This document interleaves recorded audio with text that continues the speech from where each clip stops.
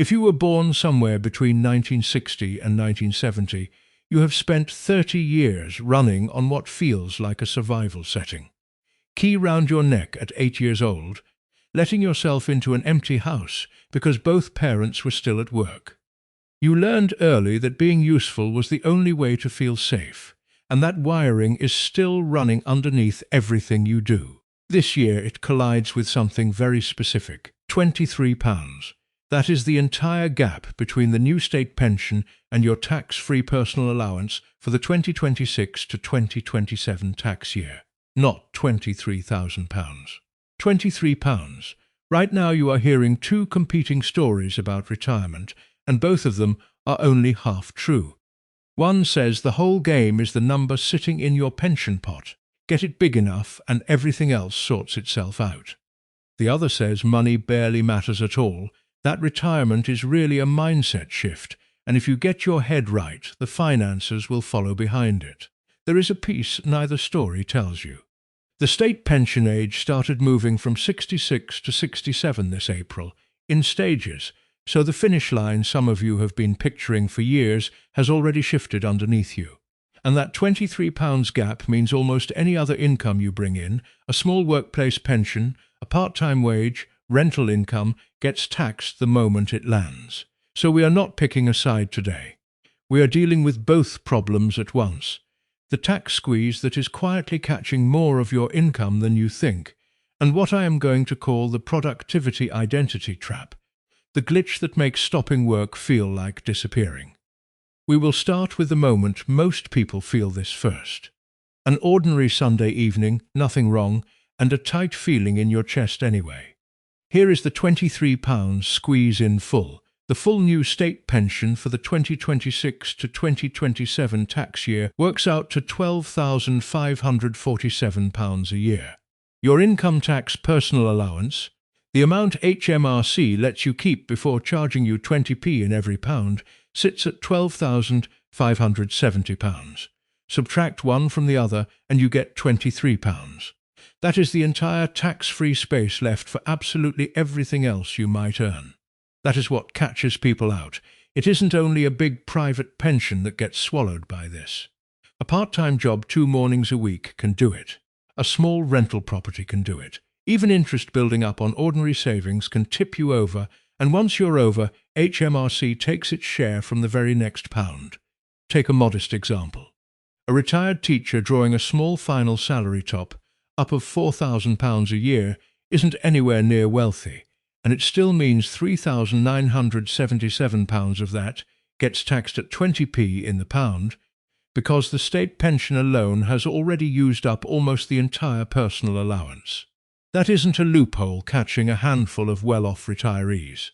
That's an ordinary income doing something entirely ordinary. This isn't about anyone being careless or greedy. It's what happens when a personal allowance that hasn't moved in years sits next to a state pension that keeps rising with wages. Nobody designed the gap to close this tight. It just has, quietly, year after year. There's a second squeeze running alongside the financial one, and it's psychological. For a lot of Gen X, work was never just a job. It became identity protection. If you weren't producing something, you felt invisible, and that feeling doesn't switch off the day you retire. I've watched people with a perfectly solid pension still feel a strange dread on a Sunday evening for no logical reason at all. It isn't the money causing that feeling. It's 40 years of measuring your worth by output, running into a week with nothing scheduled. The financial industry wants you focused entirely on the size of your pot, because a bigger pot is easier to sell. But someone with £500,000 saved and no sense of who they are without a job title can still be miserable in retirement. And someone with a strong sense of purpose but no plan for the £23 squeeze can end up owing HMRC money they never expected. Ignore either side and the cost shows up later, quietly, as either boredom or a tax bill you didn't plan for. The Department for Work and Pensions confirmed the state pension age move to 67 began this April. That matters because if your entire plan was built around stopping at 66, you now need to fund an extra year from savings, from part-time income, or from delaying when you actually finish. Ask yourself honestly. When was the last time someone asked what you do and you answered with your job title before anything else? That's the identity protection line talking, not the real you. But all of this assumes you own your home outright. If you're still renting or still paying a mortgage past 60, the identity question comes second. The housing question comes first. Most retirement advice is written for people who own their home outright. Council tax reduction, housing benefit, the whole safety net sitting underneath state support barely gets mentioned because the assumption is you've already paid off the mortgage. That assumption doesn't hold for everyone in this generation. Over 50s now make up 15% of private renting households across Great Britain, the highest share on record, and for a lot of them, the identity question and the security question arrive at the same time. Think of financial security here as a three-legged stool. The first leg is the benefit floor. Council tax reduction and housing benefit exist for people on lower incomes, and a lot of Gen Gers assume they earn too much to qualify without ever actually checking, when the real cut-off is often higher than they'd guess. The second leg is the rights anchor. The Renters' Rights Act, which removed Section 21 no-fault evictions from the 1st of May 2026, gives long-term renters an open-ended tenancy instead of the constant risk of a landlord ending things with 2 months' notice. The third leg is the identity pivot, moving your sense of worth from what you own to what you contribute. I used to believe retirement only really worked if your mortgage was cleared. I was wrong. I've seen people with 6-figure pension pots lose their minds with boredom within a year, and I've seen renters with a tight community around them thrive on far less. Here is the number that surprises people. If a small top-up through pension credit pushes your income over the qualifying line, it doesn't just add a bit of cash. It can unlock the warm home discount and a free TV license once you're over 75, worth hundreds of pounds a year in support you'd otherwise pay for yourself. A lot of people never apply because they assume a modest workplace pension rules them out, without ever checking the actual figures. Skip checking your eligibility because you assume you won't qualify, and the cost isn't dramatic. It's quiet. A few £100 a year, every year, that you were entitled to and never claimed, sitting unclaimed, for as long as you keep assuming instead of checking. Say the money side is sorted, the benefits are claimed, the tenancy is secure. Why does handing in your notice still feel like stepping off a ledge? That's next. You can't think your way into a new identity. You have to act your way into one, the same way you built your work identity in the first place, through repeated small actions, not through one big insight. This works because it mirrors how you already operate. Open-ended advice, like find your passion, doesn't land well with this generation. You respond to a plan with a start date, an end date, and a checklist, because that's the exact language your working life has spoken to you for 40 years. In the first week, do an identity audit. Write down 10 things you're genuinely good at that have nothing to do with your job title. Not hobbies you think you should have. Things you actually do well. If you're struggling to fill the list, ask someone who's known you outside work for years. They'll usually list things faster than you can, because you've stopped noticing your own skills the moment they stopped being billable. In the second week, look at your social circle. Count the people you talk to regularly who don't work with you or for the same company. If you can't think of a single one, that's worth taking seriously, because your entire social world is currently rented from your employer, and it ends the day you do. For a lot of people, the honest number is 1, maybe 2, and that isn't a personal failing. It's what 40 years of prioritizing a career over a postcode does to a friendship circle.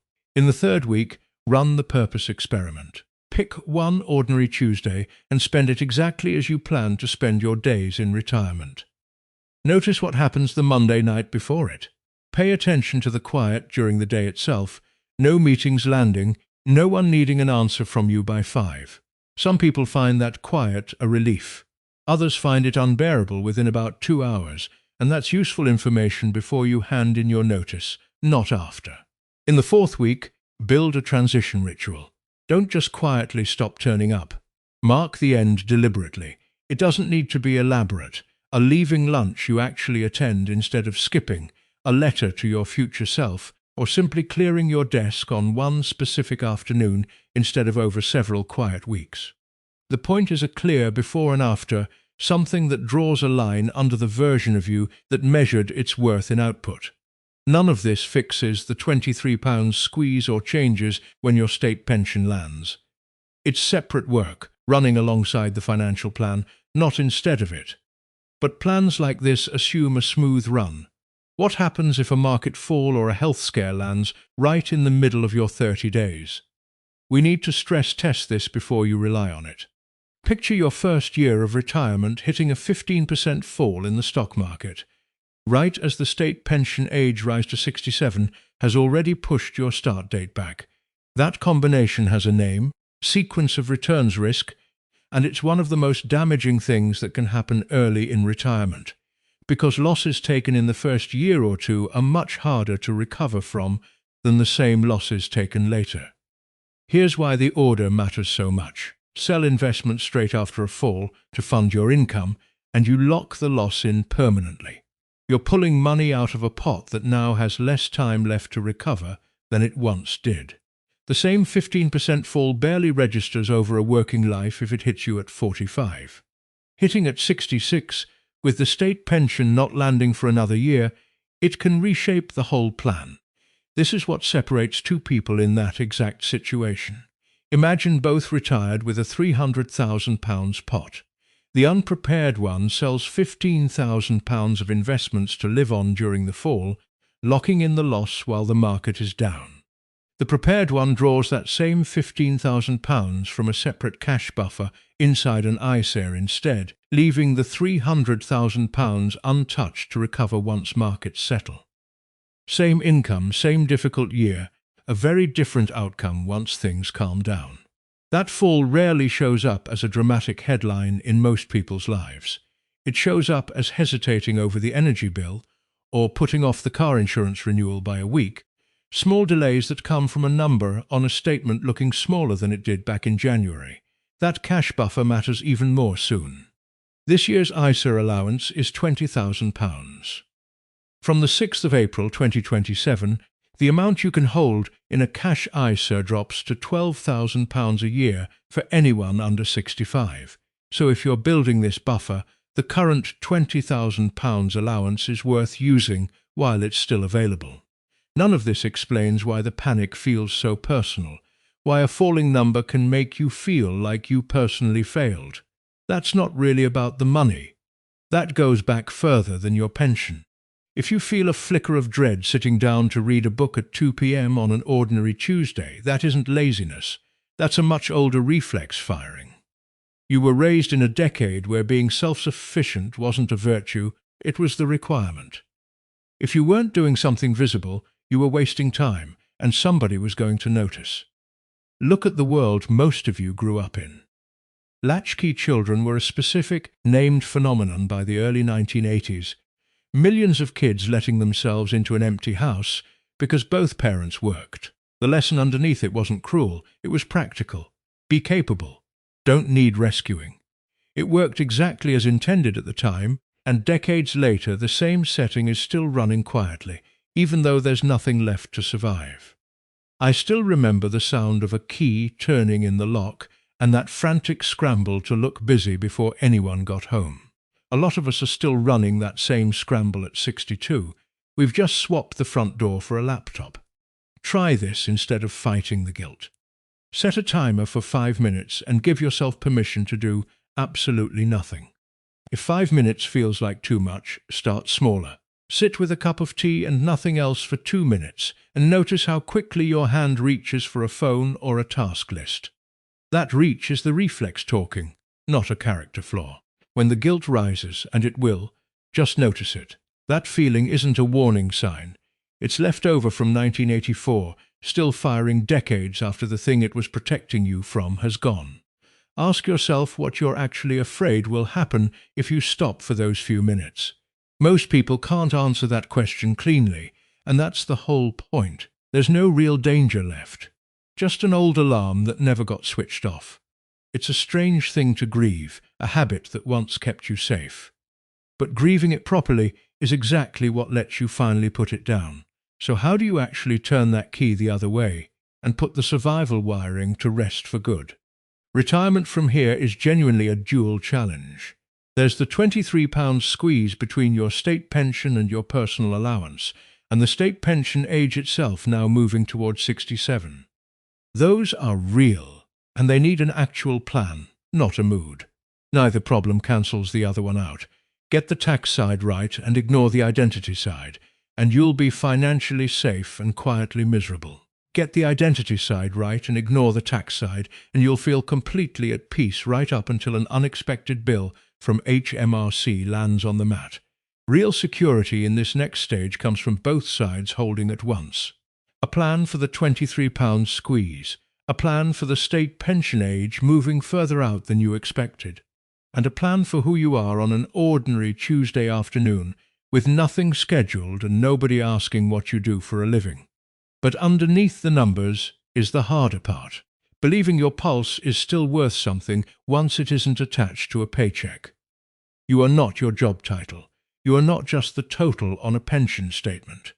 Whether you rent or own outright, the people around you and the things you're good at are what actually hold you up once the salary stops. None of that happens by accident. It happens because you looked at both problems honestly, instead of picking whichever one felt easier to deal with this month. If you're working through who you are without a job title, while also trying to make sense of this tax squeeze, subscribe. We build plans around real situations here, not just spreadsheets. Tell me in the comments, what's the one thing you're most afraid of losing the day you hand in your notice? I read everyone.